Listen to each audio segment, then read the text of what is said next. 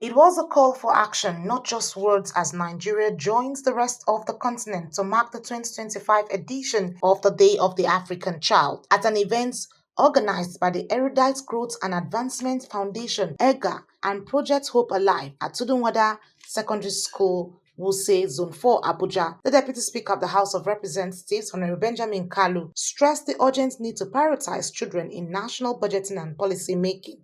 It was more than a commemoration. It was a call to conscience. The Day of the African Child, observed across the continent, brought students, policymakers, and advocates together to bridge the lingering gaps in budget implementation and the challenges faced by vulnerable children.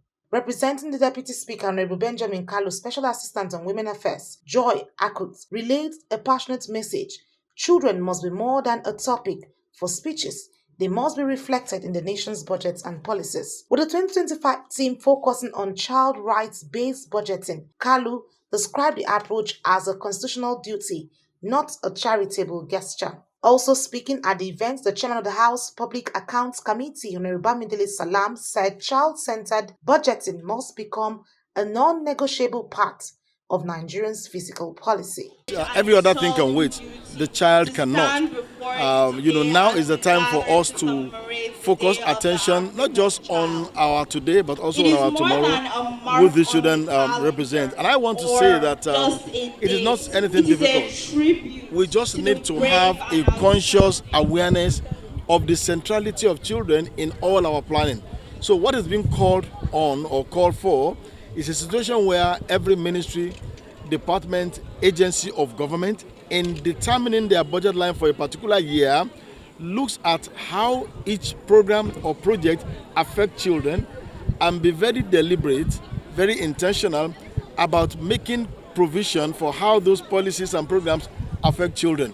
For the organizers, Project Hope Alive and the Erudite Growth and Advancement Foundation, the message was clear. No more sidelining of children's rights in budget planning. It is time to build on the raw talents discovered from these children by investing into their lives. The idea is, how do we move from rhetoric to action in terms of being deliberate in crafting our national, state, and local government budget to ensure that from budget guidelines and principles to implementation to evaluation and results and impact, the chunk is dedicated to addressing issues that affect children and improve their welfare and development. We have continued to do the same thing, which is advocacy, ensuring, lending our voice, ensuring those that need to be heard, are hearing. And then there's been lots of impact over the years. We've been on this for over 10 years. And when we started, we had a few collaborations, but this year we are seeing this year is a testament that all we've been doing over the years, is making impact, because the policymakers are hearing and they are doing what they're supposed to do where they're supposed to do it. Philanthropist Abdusalam Zaura also weighed in, stressing that values begins at home and that parents must take the lead in shaping the next generation. Initiative is very important. I would like to move this motion on the increasing from my own perspective of the way I look at it. First, we say child prostitution charity is a begins problem at home. that affects many lives of children out there. Children rights start from their home.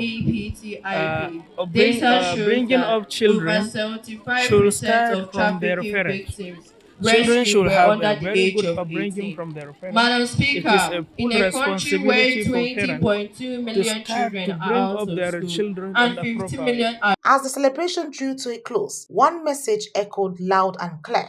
Nigerians' children are not just the leaders of tomorrow, they deserve action today.